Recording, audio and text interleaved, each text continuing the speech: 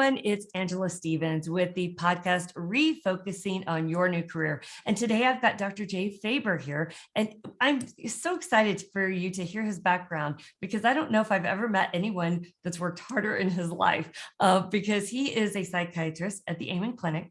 And you can find him at amenclinics.com. He is also an author to the book called Escape. And he's got another book that's going to be coming out soon. But he is actually just one of two individuals that did their fellowship in integrative medicine at the George Washington University. So, one of two psychiatrists. One of two psychiatrists. So first of all, I just got to ask you, when you were younger, did you know that you wanted to be a psychiatrist? No, I mean, high school, I thought, hey, what can I do? I love science and I loved helping people. I said, well, let's just go this route and see if it works. So that's so interesting because I've heard, I have a teenage son, or he's an adult now, but when he was in high school, his friends would say, I don't know what I want to do, but I'm good at this, or I like this. And I think, people have had kind of a hard time understanding kind of what direction they go. And in today's world, there's so many opportunities, for people to do different types of careers. So when you went to school and you're studying to be a psychiatrist, did you ever think halfway like, I don't know if this is really what I want to do? Or did you stay with the plan all the way through?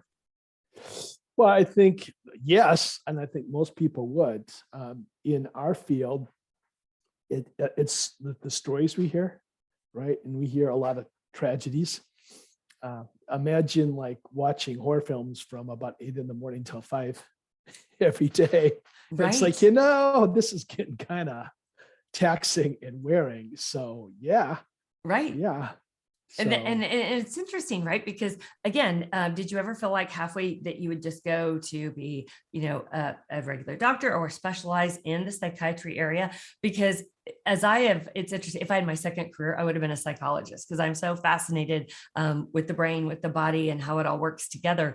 And it's funny because I go back to watching Dr. Phil, hearing about Dr. Amen in the first place. That's kind of what even brought me around to your world. And I think we talk about things more today than, we did 25, 30 years ago as well. So when you decided, did you ever have a thought of, hey, I want to be a psychiatrist or I want to be a psychologist? Or did you know that psychiatry in the medical area was your thing? My goal is I wanted to be an MD, Mm-hmm. not like doctor, whether it be a surgeon or internist.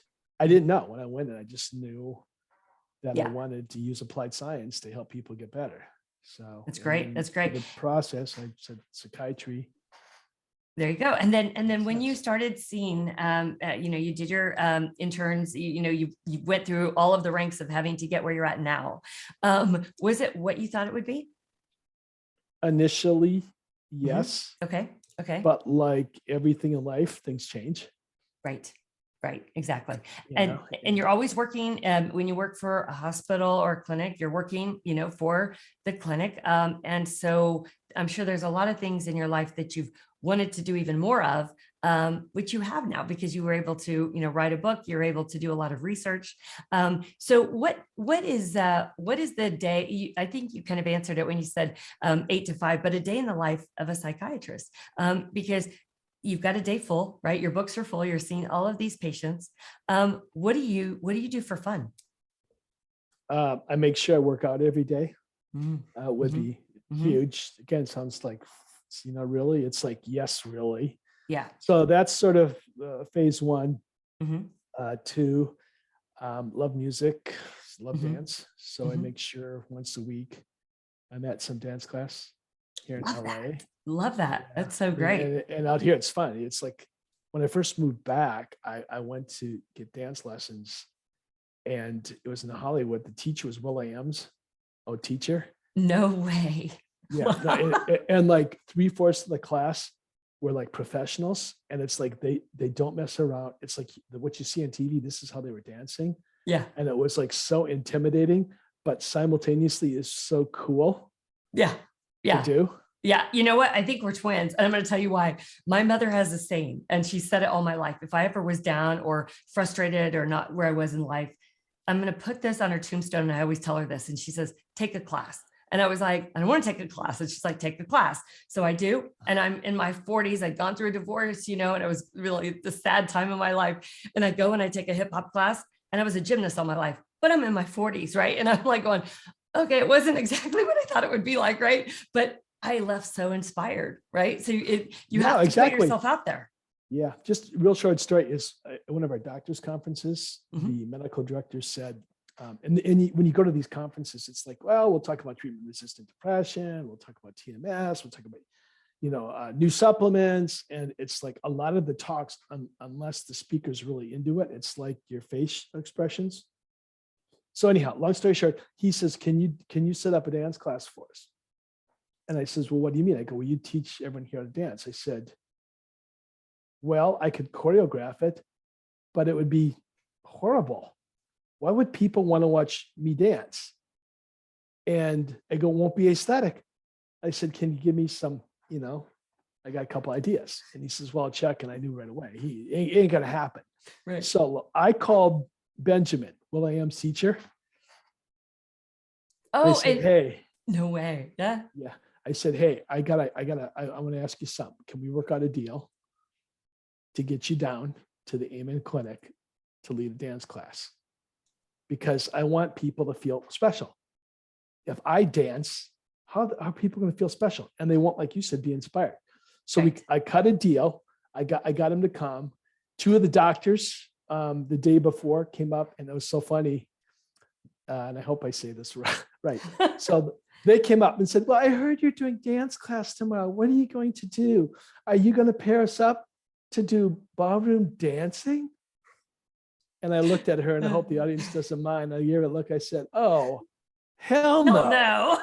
Yeah, the ballroom dancing. I said, let me tell you right now. I got Benjamin Allen, who taught will.i.am to dance. He's been on VH1 MTV. He will be down here tomorrow morning, 8:30 straight, to teach you all to dance.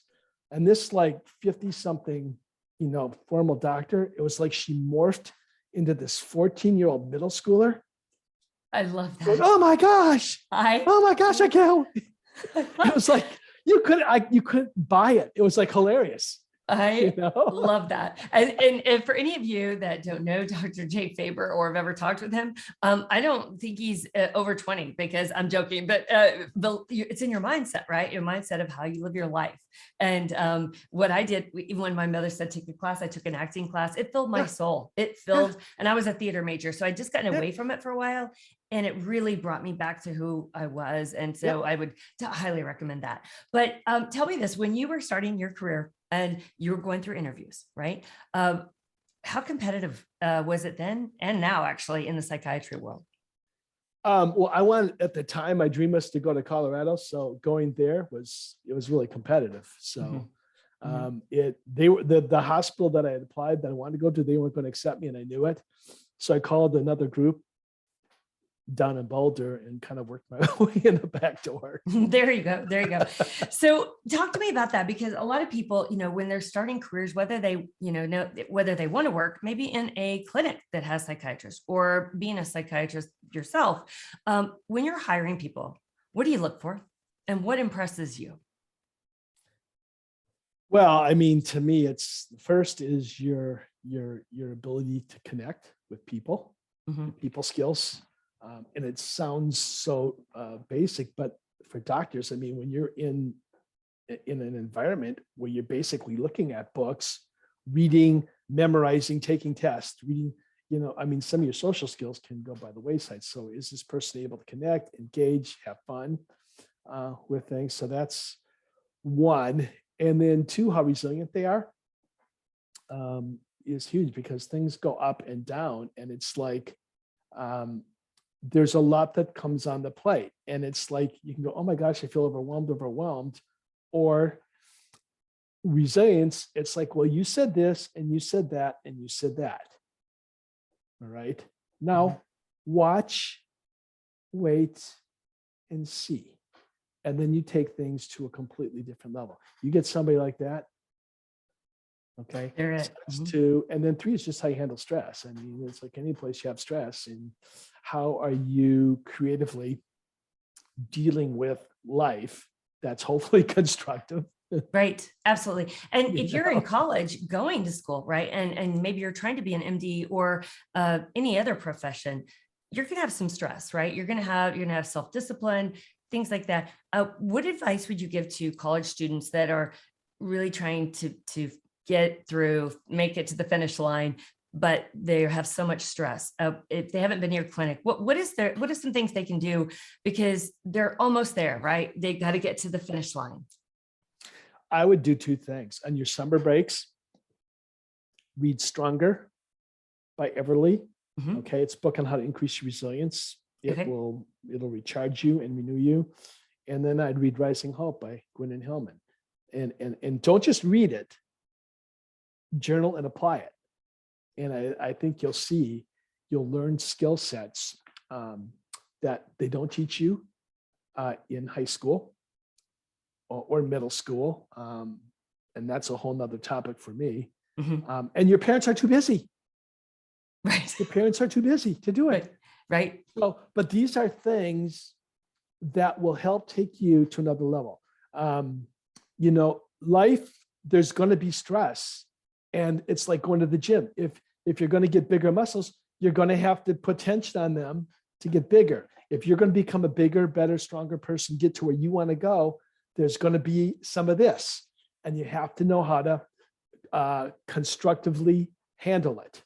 So Right. do the deep breathing, do the, meditation, yes, but in addition, learn resilience skills and learn about hope at a completely different, revolutionary way. And I think you'll be surprised where life takes you. Right. And also reach out for the help that you need. For myself, when I found out that I had ADHD at 45 and I was busy and it was really getting more stressful every day, I hired a ADHD business coach. Best investment I ever made. And basically, he just going to help me change my mindset of how to run my businesses differently because they've grown. And so you have to reach out, whether it's to a physician, counselor, supplements, whatever, right? You have to take care of you.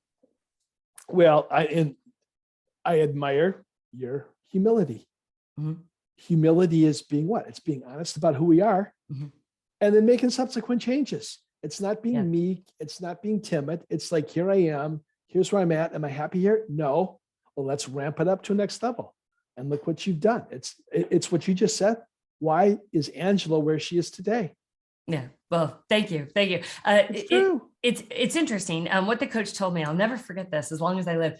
He said, Angela, for 30 years, you've been the sales rep, you've been the receptionist, you've been the researcher, you've been the manager, you've done all of these different roles. And he goes, but you're a CEO of 3 businesses. You need to learn to delegate this area, this area, this area. And then you're going to free up the time to do what you really love to do. And wow, was that just a statement that changed my life mid-course. So I think it's important that whatever you're going through, reach out. Even in college, right? If you're really struggling with classes, there are professors there that if you go to them and you say, hey, I'd really love the help, they're going to help you. Wouldn't you think? They're going to help you. And here's what I find interesting. All right. It's like for a lot of, once you get done with college, it's like, hooray, I'm done. I know everything I need to know to do. For a doctor, it's like, oh, I did my 4-year residency. I know everything I need for the rest of my life. Well, if you go by Harvard Business School, if you don't keep up over the next 5 years, you're behind. So back to the point, as a person, why would we not want to keep developing? We all Exactly. have needs. Get a coach or somebody, or get a tape or TED, whatever it is, but keep growing. It makes life funner, right? Right. It makes it more enjoyable. You stay younger, you stay more youthful. Neuroplasticity, when you do that, you got more brain, neurons, axons starting to reach out. So yeah. Well, I'm a self-help junkie, so I've read unlike you, I read books on how to do things better. And people will ask me, they'll say, but that's work. And I said, no, it's actually kind of fun for me because I know I can always do something better because somebody else is going to be able to do it better than me. Right. Mm-hmm. So I'm always learning different things. And because as we grow older, the world's still moving forward and you've got to move with it. So this is great. So one last question for you. If you were going to be anything in the world besides a dancer, besides a psychiatrist, what career would you have chosen? I'd be a talk show host. Really? Yeah. It's like you can go out, they start telling their story, and then you get to play with them. That's You right. get to you get to use humor, and you get to use analogies to help bring them out of the shell even more. And Dr. then Phil, move over. I'm not sure when, but I see this coming. So, so well, this yeah. is great. Thank you again so much. And like I said, I know you've already inspired so many in your world, but by being on this podcast, I know that you're going to inspire others. So thank you again for taking the time to talk with us today. Well, thank you, Angela. Appreciate being on.